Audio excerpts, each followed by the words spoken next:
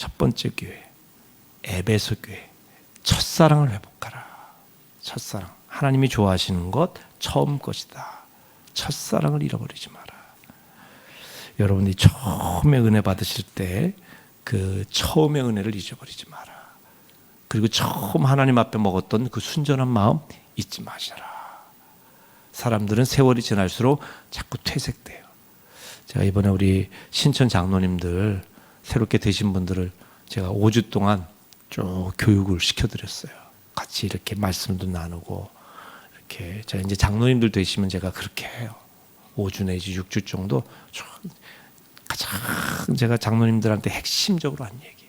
처음 장로님 되실 때 하나님 앞에 겸손하게 나를 뽑아주신 은혜에 감사하고 주의 교회를 위해 충성하고 담임 목사님과 함께 목양 사역을 충실하게 하겠다. 이 첫 마음 잊지 마시라는 거예요.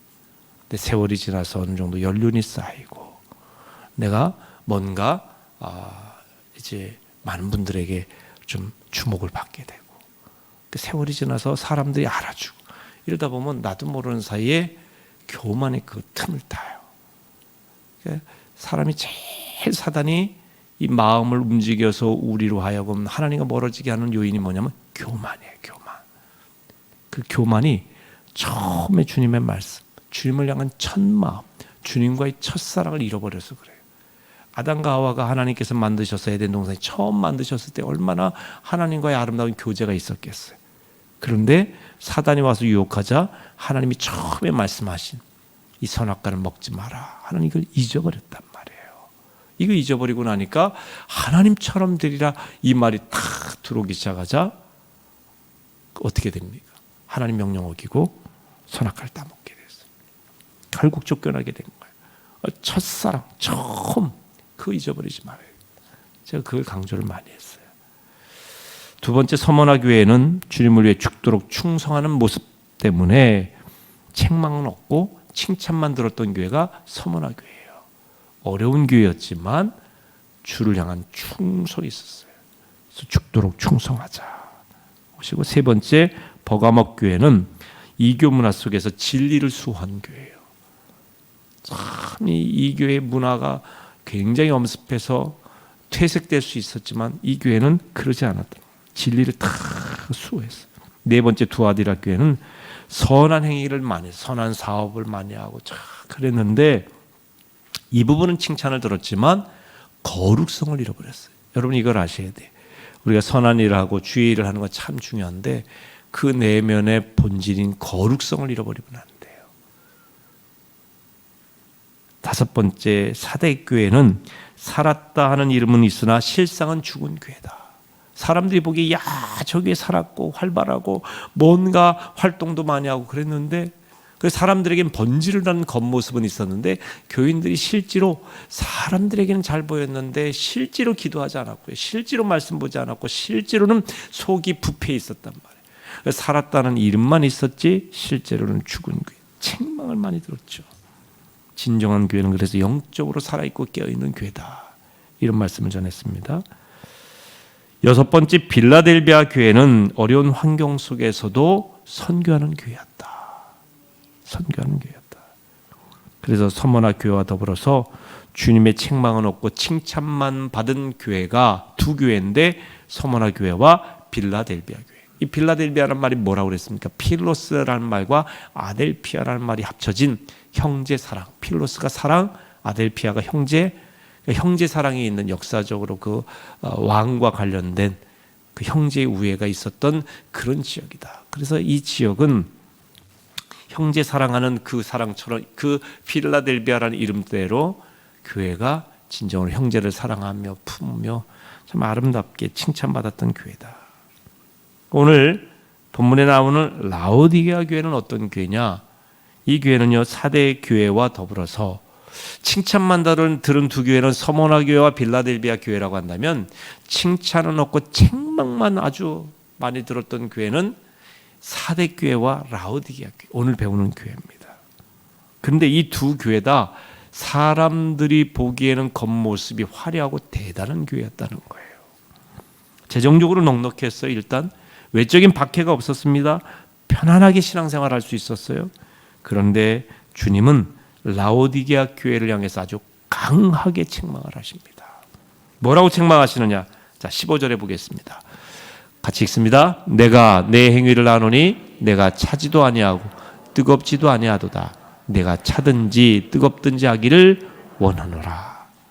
저는 성경에서 가장 두려운 표현이 있다면 한번 본문 보여주세요. 여기 보시면 내가 내 행위를 아노니 그랬어요. 7교회 편지를 보내실 때 거의 공통적으로 나오는 표현 중에 하나가 내가 내 행위를 아노니. 이게 긍정적으로 내가 내 행위를 아노라. 뉘앙스로 보면 이렇게 말씀하시는 교회가 있어요. 빌라델비아 교회 같은 교회는.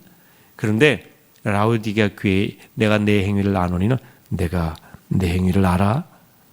무슨 의미예요? 뉘앙스가 다르죠. 나는 네가 지난 여름밤에 한 일을 알고 있어. 이런 뉘앙스란 말이에요. 내가 네가 한 일을 알아. 이거는 잘했다는 거죠. 내 행위가 옳고 귀하다는 거예요.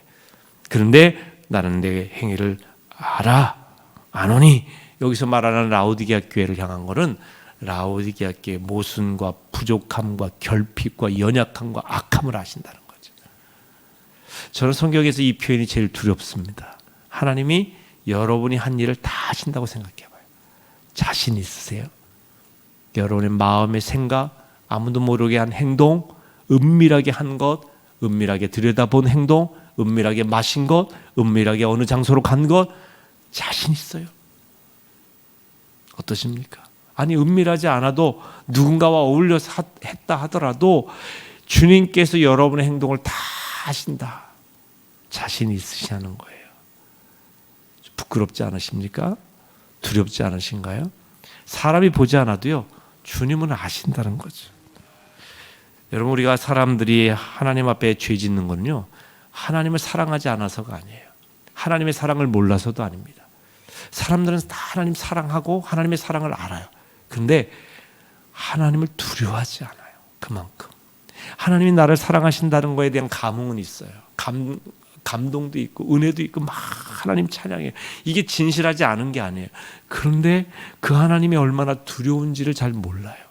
사랑의 하나님은 아는데 공의와 이 우리를 이 두려움 가운데 계신 그 하나님에 대한 두려움을 잃어버리면 범죄하게 돼요. 하나님을 두려워하셔야 돼. 그 경외라고 그래서 경외. 여호와를 경외하라. 그분을 경외하라는 것은 그분을 사랑함으로 예배하라는 말과 함께 그분을 두려워하라. 두려워서 예배하기도 해라. 너희가 잘못된 길로 할 때 하나님께서 어떻게 하시는지 두려워해야 된다는 것이죠. 주님은 이 라오디게아 교회의 모든 행위를 아신다고 했습니다. 라오디게아 교회를 향해 말씀하시는 주님의 모습에 대해서도 묘사해 놨는데 14절에 보면 아멘이시요 충성되고 참된 증인이시요 하나님의 창조의 근본이시니가 이르시되. 여기서 아멘이라고 하는 말은 히브리어로 진실로 확실하게 이런 의미가 있어요. 주님의 모습을 묘사하는 아멘이시요 충성되고 참된 증인이시요 하는 이 표현들의 공통된 의미는 뭐냐면 믿을 수 있는 분이라는 거예요. 믿을 수 있는 분. 우리 주님은 신실하신 분이고 그분이 하시는 말씀 다 믿을 수 있는 분이라는 겁니다. 믿을 수 있는 분이 말씀하시기를 라오디게아 교회의 행위를 다 하신다 그랬어요. 하나님이 그냥 단순히 주님이 겁주시는 이야기가 아니라 그분의 이야기는 확실하다. 믿을 수 있는데 주님이 다 하신다고 했으니 다 하신다는 거예요. 그리고 뭐라고 합니까? 내가 차든지 뜨겁든지 하라. 한마디로 좀 열정을 가져라. 주를 향한 열심을 내라. 좀 이렇게 예수를 믿어도요, 여러분 열심히 믿고 열정적으로 믿어야지. 억지로 끌려가듯이 하는 수 없이 대충 믿지 말라는 거예요. 적어도 이 금요일에 오시는 분들은 주님 앞에 열정이 있는 줄로 믿습니다. 여러분 기도할 때도요, 이 금요일 밤은 적당한 기도가 아니에요. 차든지 뜨겁든지 하는 기도. 열정을 내서, 때로는 소리를 내서 간절함으로 조는 건지 기도하는 건지 이런 들었더리 저런 들었더리 이게 아니에요. 열정을 가지라는 거죠. 이 라오디게아 교회에 하신 말씀은 그 지역 특성과도 관련이 있습니다.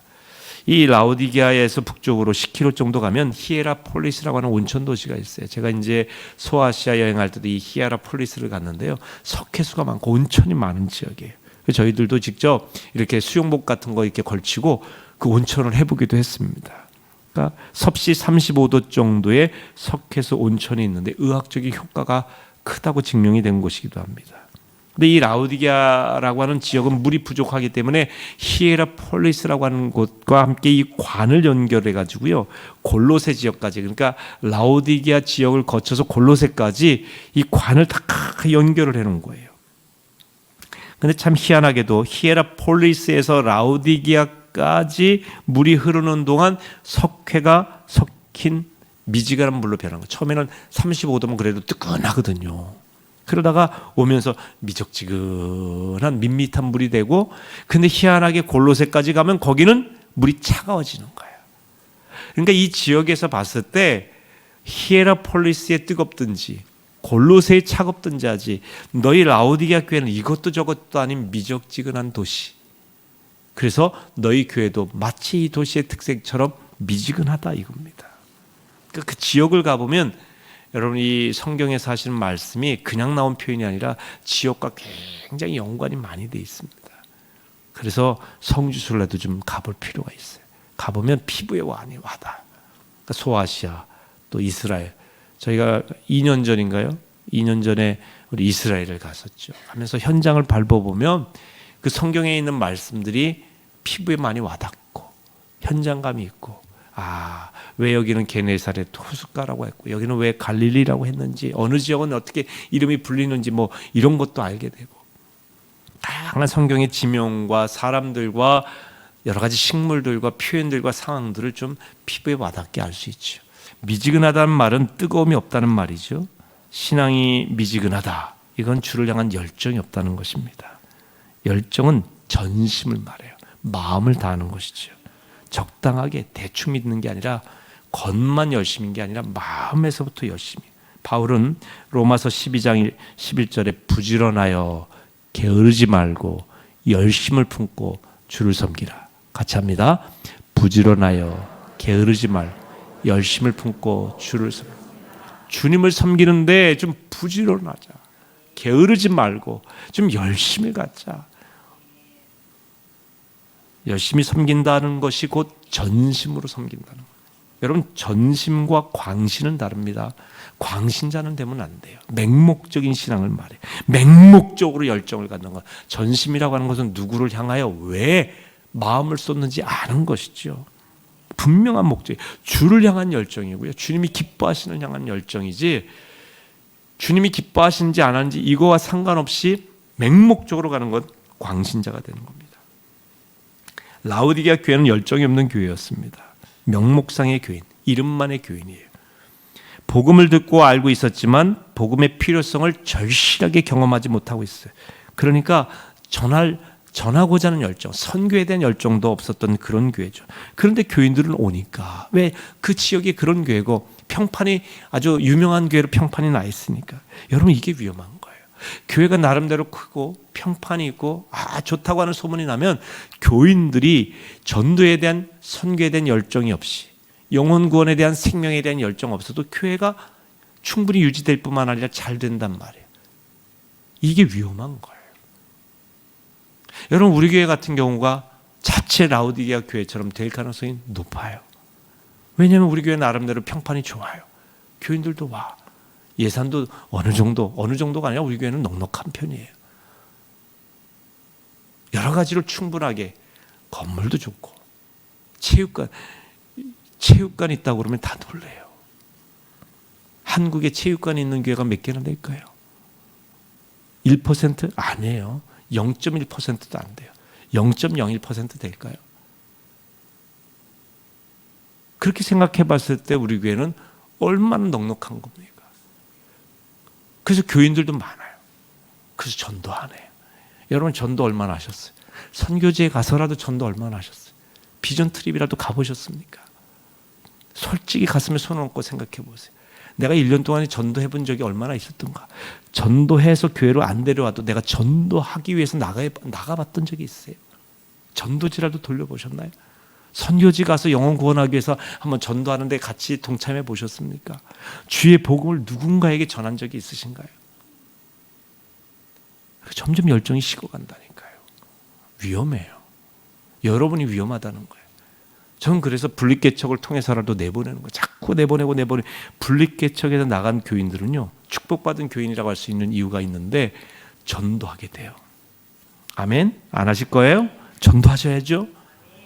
왜? 우리에게 이제 숫자가 지금 4,000명, 5,000명 교인에서 이제 80명, 90명 교인으로 바뀌잖아요. 성전도 채워야 되고 이제 수적으로도 부족하고 그 지역에는 수많은 영혼들이 있고 말이죠. 한편으로는요, 여러분 때로는 우리의 신앙의 광야로 가야 돼요. 개척하는 곳으로 가야 돼요. 거기 가서 전도하고 영혼에 대한 귀중히 여김을 알고, 그래야 라오디게아 교회가 되지 않습니다. 차든지 뜨겁든지 해야죠. 차든지 왜 제가 그렇게 선교지 가고, 그리고 제가 이제 이번 주일부터 엊그제 수요일까지 영월에 있는 교회 가서 집회를 했어요. 교회 이름이 성은교회예요. 제가 그래서 저는 이 성은교회가 굉장히 친근합니다. 저희 집에도 성은이가 있습니다. 그때 막 교인들이 오더라고요. 그래서 제가 집회를 하고 말씀을 전하면요, 제 가슴에서 막 뜨거워져요. 거기에 교수님이, 목사님이 그러시더라고요. 그렇게 전도하려고 했는데 그 교수님이, 거기가 세경대가 가까이 있는지 세경대 교수님들이 있는데, 근데 첫날부터 이분이 낮 시간에 오시더니 그 다음 날도 오고 그 다음 날도 오고 저녁 마지막까지 그러더니 참 이렇게 말씀을 통해서 저는 이렇게 집회 나가면요, 그렇게 멀어져 있던 분들이라든지 전도하기 어려웠던 대상이라든지 이런 분들을 첫 시간에 이제 제가 막 부흥사처럼 하지는 않잖아요. 그런 스타일도 못 되고, 별로 저는 재미없어서 교인들이 올까 싶은데 하나님께서 그런 부흥사도 쓰시지만 저처럼 이렇게 막 큰 소리 내는 스타일이 아닌 그런 말씀만 가지고 이야기하는 사람을 통해서도 일하신다는 걸 제가 알아요. 전도가 되는 거예요. 영혼이, 그 가슴이 뜨거워져요. 가슴이. 어쩔 때는 그런 분하고 식사도 하게 돼요. 계속 질문도 합니다. 제게 질문하고 계속. 여러분, 전도하고 바나바 사역자라도 하셔서 붙들어야 돼요. 속장님 하셔야 돼요. 여러분, 차든지 뜨겁든지 하려면 선교하고 전도해야 돼요. 이게 사라져버리면 라오디게아 교회. 여러분, 만약에 복음을 듣고 알고는 있지만 복음의 필요성을 절실하게 느끼며 전하지 않으면요, 언젠가 주님을 떠나 배반할 가능성이 높다는 증거입니다. 영국의 스펄전 목사님이 이런 이야기를 했어요. 하나님, 나에게 12명의 진지한 심령을 주십시오. 그리고 나를 런던의 어떤 곳에 놓아주십시오. 그러면 우리는 하나님의 좋은 도우심으로 곧 광야와 적막한 땅으로 즐거워하게 만들 것입니다. 그러나 나에게 마음의 절반만 바치고 결단력이 없고 관심이 없는 사람들 모두 주십시오. 그러면 내가 무엇을 할 수 있을까요? 그 사람들은 단지 사람들의 열정과 진정을 뒤로 잡아당기는 장애물이 될 뿐입니다. 미지근한 교인 5,000명은 5,000개의 장애물입니다. 그러나 그리스도를 영화롭게 하고 영혼들을 구원하기로 결심한 12명의 진지하고 열정적인 심령은 넉넉히 세상을 이깁니다. 그들은 약하고 소수지만 거기에 하나님에게 더 많이 복을 받는 능력이 거할 것입니다. 미지근한 것보다는 차라리 아무것도 없는 것이 낫습니다. 아주 강력하게 얘기해요. 미지근하면 안 돼요, 여러분. 사실 스펄전은 자신이 담임한 교회 성도들 향해 이 말씀을 던졌는데, 주님도 2000년 전 미지근한 라오디게아 교회를 향해서 책망하신 겁니다. 자, 한번 같이 읽으실까요? 16절. 내가 이같이 미지근하여 뜨겁지도 아니하고 차지도 아니하니 내 입에서 너를 토하여 버리리라. 내 입에서 토하여 버리겠다는 거예요. 미적지근한 신앙 갖지 마세요. 주님께 토하여 내침받는 자들이 되는 겁니다. 믿는 건지 안 믿는 건지 도대체. 세상에 가면 전혀 안 믿는 사람처럼, 교회 오면 뭐 나름대로 믿는 것처럼 양다리 걸치는 신앙이죠. 요즘으로 표현하면 이렇게 표현할 수 있을까요? 라오디게아 교회의 신앙을, 라오디게아 교회는 다른 교회와 달리 핍박이 없었고 경제적으로는 윤택한 편이었다. 그러면 신앙생활을 잘할 것 같은데 오히려 영적인 성장은 더뎠다. 세상에서 즐길 것을 다 즐기면서 신앙생활하는 소위 양다리 교인이 많았다. 불신자에게 복음을 전하러 뛰어다니는 사람도 없고, 선교에 대한 열정도 없고, 병든 자들을 위한 중보기도도 없고, 울면서 간절히 기도하는 사람도 없고, 신방도 별로 없고, 예배는 진부했고, 훈련받는 교인들도 찾아보기 힘들었다. 그런데 별 부담이 없어서 교인들은 많았고 나름대로 재정적으로 넉넉했다. 마치 영화 관람을 위해 극장에 모인 사람들 같았다. 한옥 목사님이 쓰신 이 요한계시록 강의 설교에 나오는 내용입니다. 섬뜩하지 않습니까? 어쩌면 우리 교회 아닌가? 어쩌면 나를 지칭하는 말은 아닌가? 하는 그런 내용이죠.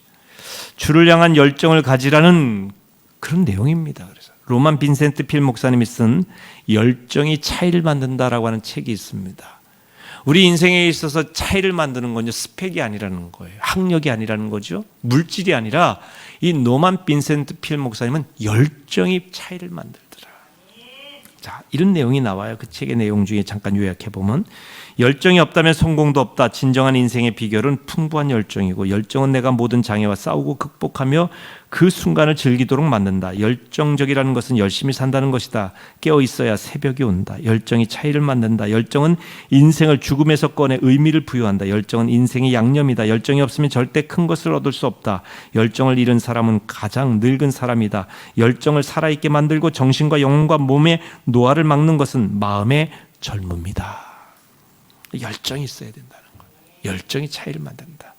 여러분, 누군가에게 인정을 받는 것도요, 열정적인 사람. 그러니까 윗사람 눈치 보고 그 사람이 있을 땐 적당히 하다가 없으면 대충 열정이 없는 거예요. 열정이.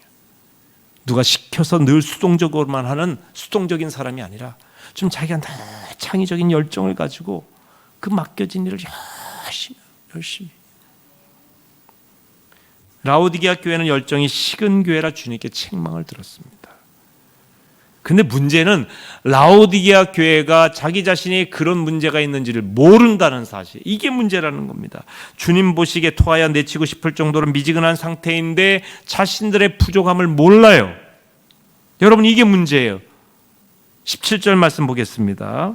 시작. 내가 말하기를 나는 부자라 부요하여 부족한 것이 없다 하나 내 곤고한 것과 가련한 것과 가난한 것과 눈먼 것과 벌거벗은 것을 알지 못하는도다. 자, 뭐라고 말하느냐? 17절에 네가 말하기를 나는 부자라 부유하여 부족한 것이 없다, 그렇게 말한다는 거예요. 라오디게아 교회가 부자다 이거야. 부유하다, 넉넉하다, 충분하다, 이만하면 됐다. 근데 사실 라오디게아 교회는요, 7교회 중에 가장 부유한 지역이었고요, 그 지역에 있어서 그런지 부유한 교회였습니다. 이 라오디게아 교회는 세 가지가 유명했는데, 첫째, 은행업과 금융업이 유행했어요. 무슨 의미일까요? 돈이 많았다는 거죠, 그 지역이. 둘째, 직물업이 유명했어요. 좋은 카펫이나 옷들이 즐비했습니다. 요즘 말로 말하면 패션의 첨단을 걷는 도시였습니다. 셋째, 안과대학으로 유명한 곳이었어요. 여기서 발명한 안약으로 많은 사람들이 눈을 고치기도 했어요. 그러니까 의술이 좋지요, 패션 끝내주죠, 돈 많죠. 뭐 요즘 시대로 말하면요, 강남 스타일이에요. 부러울 곳이 없어요. 이 교회는 이렇게 부유한데 영적으로 눈멀고 벌거벗은 마치 거지와 같은 본인들의 모습, 영적인 자기들의 상태를 모르는 겁니다. 여러분, 물질적인 부유함과 영적인 부유함을 구분할 줄 알아야 됩니다. 라오디게아 교회는 물질적으로는 부자였어요. 하지만 주님 보시기에는 눈멀고 헐벗은 교회였다. 주님 보시는 관점에서 이 사실을 라오디게아 교회가 몰랐던 겁니다. 물질적인 풍요 속에 있었지만 자신들의 영적인 무기력을 몰랐던 겁니다. 그러니까 영적인 능력이 나타나지를 않았어요. 주님께서 세 가지 대책을 제시하는데 18절 말씀 같이 봅니다. 내가 너를 권하노니 내게서 불로 연단한 금을 사서 부유하게 하고 흰옷을 사서 입어 벌거벗은 수치를 보이지 않게 하고 안약을 사서 눈에 발라 보게 하라.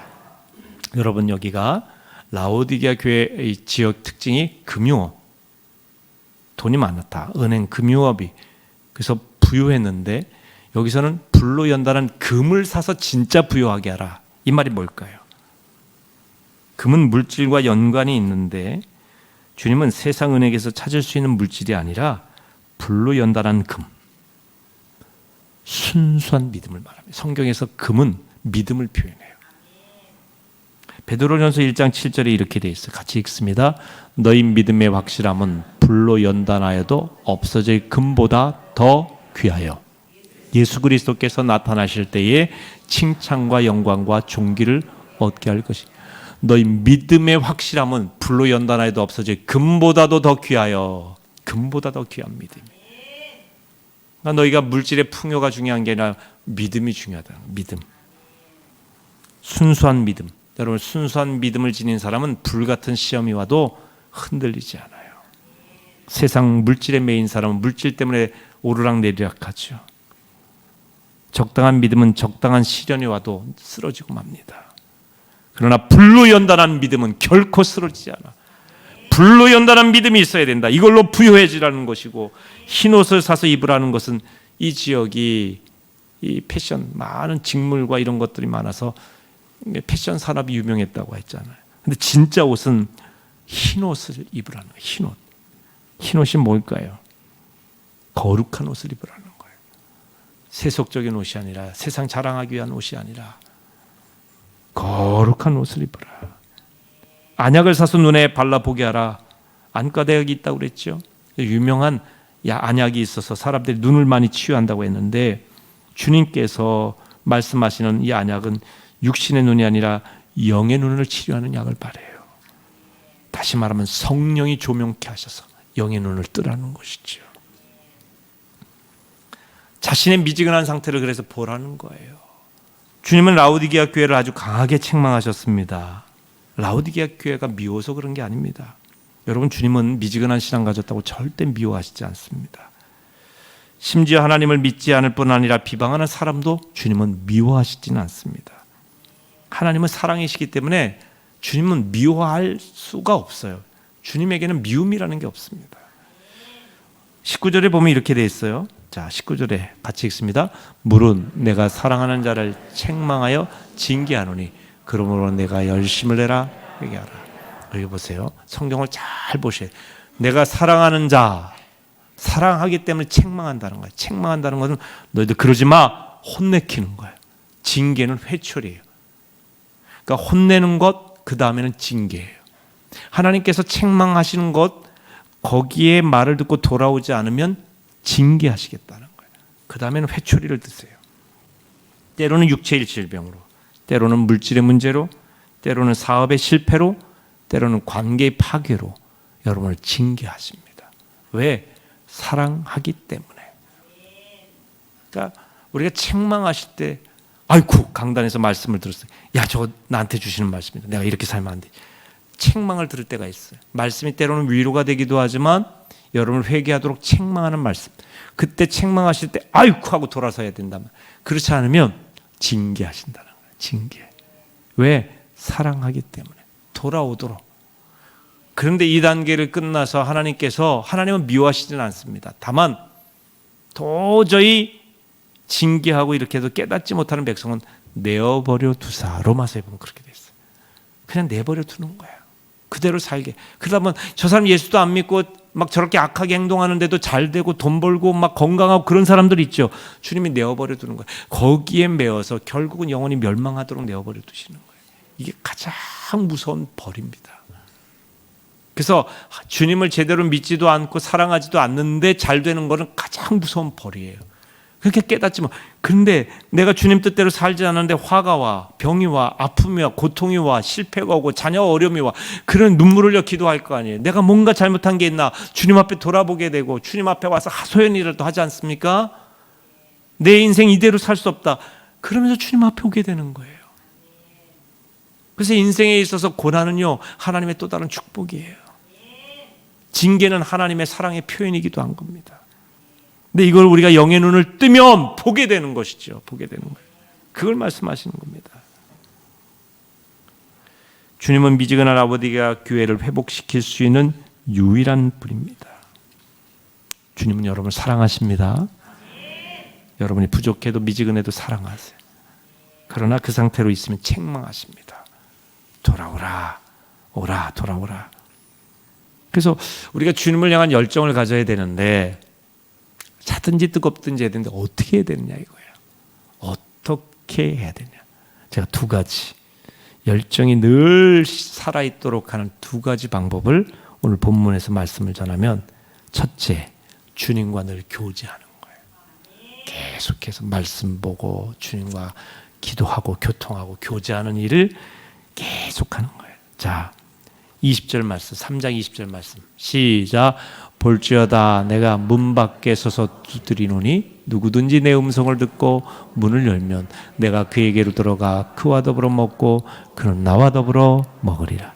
여러분, 이게 많이 우리가 인용하는 구절이죠. 볼지어다 내가 문 밖에 서서 두드리노니, 물론 이게요 영혼 구원하기 위해서 주님이 두드린다고 하는 그런 의미도 되지만, 이게 라오디게아 교회를 향해서 주신 말씀이거든요. 교인들을 향해 주신 말씀인데, 그러니까 주님을 밖에다 세워두지 말고 주님은 문 두드릴 때 영의 눈을 떠서 영의 귀를 열어서 그 주님을 모시고 그 주님과 더불어서, 자, 문을 열면 내가 들어가 그와 더불어 먹고 그는 나와 더불어 먹으리. 이건 뭘 말하냐면 함께 음식 먹는 이야기가 아니라 교제를 말하는 거예요. 교제. 주님이 교제하신다는. 우리가 영적으로 열정을 잃어버리지 않는 비결, 주님과의 교제예요. 주님의 말씀을 먹고 주님께 기도하고 주의 음성을 듣고 주께 간구하고, 이 주님과 끊임없이 아침에 일어나면 주님 오늘도 동행해 주십시오, 함께 하심을 믿습니다. 일할 때도 주님 오늘도 주의 뜻대로 이 일을 성실하게 할 수 있게 힘 주시옵소서. 그러니까 늘 주님과 동행하는, 교제하는 훈련을 하는 거예요. 그럼 우리 믿음이 식을 수가 없습니다. 주님과 교제하는 가운데 불로 연단한 금처럼 순수한 믿음도 생기고요, 주님과 교제할 때에 어려운 일이 생기고 고난이 와도요, 주님이 내 곁에 계심을 믿는 사람은 그 고난 앞에 넘어지지 않는다는 거예요. 능히 이길 힘을 주십니다. 그리고 주님과 교제하면요 우리 영의 눈이 열려서 미래를 보게 돼요. 그러니까 주님이 뭘 기뻐하시는지를 알게 돼요. 주님과의 교제가 참 중요합니다. 두 번째는요, 우리가 주님을 향한 열정을 식지 않고 늘 뜨겁든지 차갑든지 할 수 있는 비결, 주님께서 주실 상급을 기대하는 믿음이에요. 자, 21절 말씀 읽습니다. 시작. 이기는 그에게는 내가 내 보좌에 함께 하여 주기를, 내가 이기고 아버지 보좌에 함께 앉은 것과 같이 하리라. 좀 말이 표현이 어려운데요, 이걸 표준 세번역으로 보십시다. 같이 읽습니다. 이기는 사람은 내가 이긴 뒤에 내 아버지와 함께 아버지의 보좌에 앉은 것과 같이 나와 함께 내 보좌에 앉게 하여 주겠다. 이기는 사람은 내가 이겨서 아버지의 보좌에 앉은 것처럼 그 사람 앉게 해주겠다는, 너희가 이기라는 거예요. 이기라는 거예요. 세상에 지지 말고 이기라는 거예요. 다시 말하면 이 주님께서 정말 이 세상을 이기게 하시고 열정 있게 살아갈 수 있도록 비결은 너희가 이긴 다음에 보상을 생각해보라, 이긴 다음에 상급을 생각해보라는 거예요. 너희가 내 자리에 앉는 거야. 주님이 어떤 분이에요? 만왕의 왕이세요. 온 우주 만물의 주인이십니다. 그러니까 온 우주 만물의 주인이신 그분이 앉은 그 자리를 보게 하시는 거예요. 그게 상급이에요.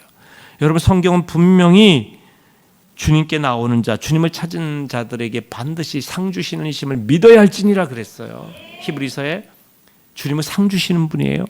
구원만 이루시는 분이 아니라 이 구원받은 백성 가운데 주님 뜻대로 사는 자들에게 상급을 주신다. 상급, 면류가. 그러니까 부끄러운 구원이 되면 안 돼. 아니, 구원받은 거 다 똑같으니까 세상 살다가 그냥 마지막에 구원받으면 되지. 부끄러운 구원이에요. 그런 구원 되지 마세요. 아니, 그렇게라도 구원받는 건 뭐 지옥 가는 인생보다는 훨씬 난 정도가 아니라 뭐 엄청나게 낫겠죠. 하지만 부끄러운 구원이 아니라 상급 있는 구원이 되시라는, 성경은 분명히 상급에 대해서 이야기하고 있어요. 그분을 향한 주목하는 초점을 가지고 살아가는 인생에게 상급을 주시는데, 그 상급을 바라보는 사람이 열정이 생기는 거예요. 여러분, 이렇게 뭘 하더라도요, 내기하는 것과 그냥 하는 건 달라요. 내기하면 눈에 불을 켜고 하잖아요. 뭐가 걸려 있잖아요. 애들도요, 공부해서 뭐 그냥 1, 2등 나누면은, 근데 이게 대학이라고 하는 상급과 대학이 이 좋은 직장이라고 하는 상급과 이런 게 걸려 있고, 그게 엄청난 연봉과 이런 게 연결이 되니까, 그러니까 좋은 대학 가려고 그러고, 그게 세상적인 상급이에요. 어떻게 보면 성공하는 사람들의 열정 포트폴리오라고 하는 책을 마크 톰슨이라고 하는 분이 썼는데요. 이 책에 보면 다양한 분야에서 지속적으로 성공을 거둔 200명의 유명한 분들의 성공 비결을 소개하고 있습니다. 10년에 걸쳐서 이들을 인터뷰한 결과 공통된 행동과 사고방식의 패턴이 있더랍니다. 이 사람들이 어떻게 이렇게 성공을 거두게 되고 성공 비결이 이 사람들의 성공 비결이 뭘까 보니까요. 보상에 대한 열정이에요. 보상에 대한. 이 사람들은 이렇게 했을 때 이런 보상의 것을 기대하면서 그 열정을 갖는 거예요. 단순히 우리가 대가를 바라고 좋은 일을 한다라고 하는 이것도 세상적으로는 통하는 거죠. 그런데 우리가 그 보상을 바라는 것은 세상의 대가가 아니잖아요. 장차 다가올 영광과 좋게 비교할 수 없는 것처럼 장차 다가올 영광이거든요. 우리는. 그러니까 세상에서도 보상이 있으면 열정이 있잖아요. 노력에 따른 분명한 보상을 믿고 이 사람들은 이래서 결국은 유명한 사람, 성공한 사람이 됐다는 거예요. 그렇다고 한다면 여러분, 우리의 보상은 영원한 하나님 나라의 보상이에요.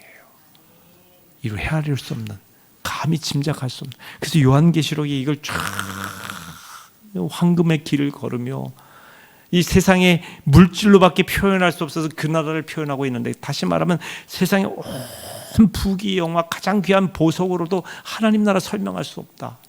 가장 인간의 아름다운 이 찬란한 언어로 다 설명할 수 없는 그 나라. 그런데 그보다 훨씬 더 좋은 나라, 도저히 상상조차 할 수 없는 그 나라에 대해서 요한계시록은 말씀하고 있죠. 그러니까 우리 믿는 자에게 보상이 있단 말이에요. 믿으십니까? 열정을 가지세요. 열정을.